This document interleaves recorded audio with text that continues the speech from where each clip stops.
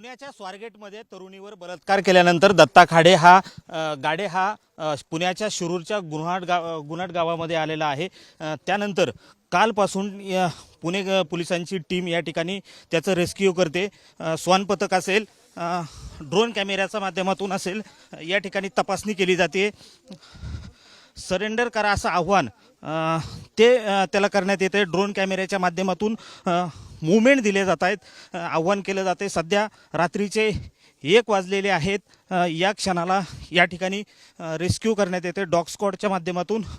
ऊस शेती असेल, शेत शिवाराचा हा जो परिसर आहे, या परिसरामध्ये तपासणी केली जाते।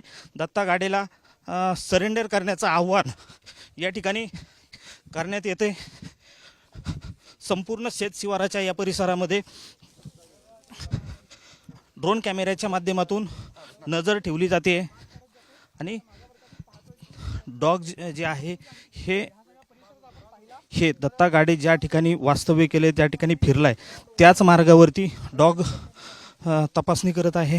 त्याच मार्गावरती डॉगच्या माध्यमातून पाहणी केली जाते। याच शेत शिवारामध्ये दिवसभरामध्ये दत्ता गाडे हा या परिसरामध्ये फिरलेला आहे। खरं तर पोलिसांनी त्याला सरेंडर करण्याचं आव्हान केलं होतं, मात्र दत्ता गाडे अजूनही पोलिसांच्या स्वाधीन झालेला नाही आहे। त्यामुळे पोलिसांचं आज रात्री या ठिकाणी रेस्क्यू सुरू करण्यात आलेला आहे। या संपूर्ण परिसरामध्ये 2 ड्रोनच्या माध्यमातून नजर ठेवली जाते। ड्रोनच्या माध्यमातून त्याला आव्हान केलं जाते पोलिसांपुढे सरेंडर हो, अशा पद्धतीच्या मूवमेंट पुणे पोलिसांच्या वतीने या ठिकाणी तैनात करण्यात येते। खरं तर पोलिसांसोबत गुन्हाटगावचे ग्रामस्थही या रेस्क्यू टीममध्ये दाखल झालेले आहेत।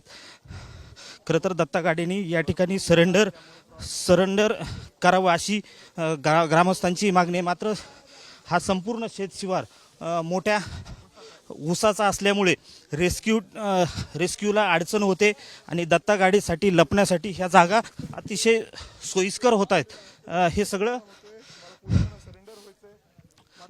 या सगळ्या गोष्टीसाठी वेळ त्याला मिळतोय। खरं तर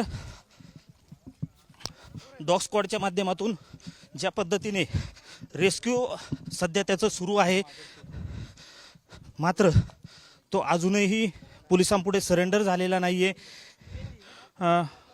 खरं तर ऊस शेतीला ही पाणी देण्यात येते। याच परिसरामध्ये तो वास्तव्य करताना या ठिकाणी पाहायला मिळालेला आहे। पुणे पोलिसांचं दल हे रात्रीच्या अंधारातही डॉग स्क्वॉडच्या माध्यमातून दत्ता गाडेच्या शोधाचा पूर्ण शर्थीचे प्रयत्न या ठिकाणी करताना पाहायला मिळत आहेत। मात्र संपूर्ण परिसरामध्ये ऊस शेती असल्यामुळं कुठंतरी रेस्क्यू टीमला अडथळे येत आहेत। या सगळ्या पार्श्वभूमीवरती रेस्क्यू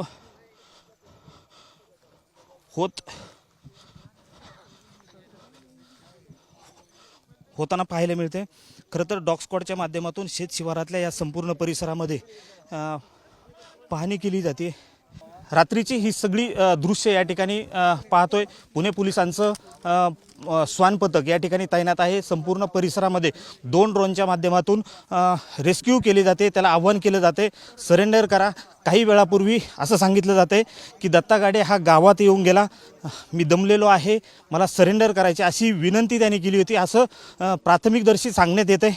मात्र त्यानंतर हा पुन्हा ऊस शेतीमध्ये दाखल झाला आहे आणि पुन्हा लपलेला आहे। त्याचा शोध आता पुणे पोलिसांकडून या निमित्ताने करण्यात येतोय। मात्र पोलिसांना या परिसरातला ऊस शेतीचा अंदाज येत नसल्यामुळे दत्ता गाडे हा पोलिसांना अद्यापही मिळून आला नाही। रात्रभर हे रेस्क्यू सुरू राहणार आहे। व्हिडिओ जर्नलिस्ट किरण काजळेसह मी रोहिदास गाडगे, साम टीव्ही न्यूज, शिरूर, पुणे।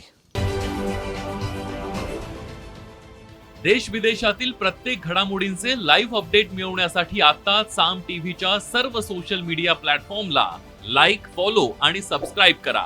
तसंच सर्व नोटिफिकेशनसाठी बेल आयकॉन प्रेस करायला विसरू नका।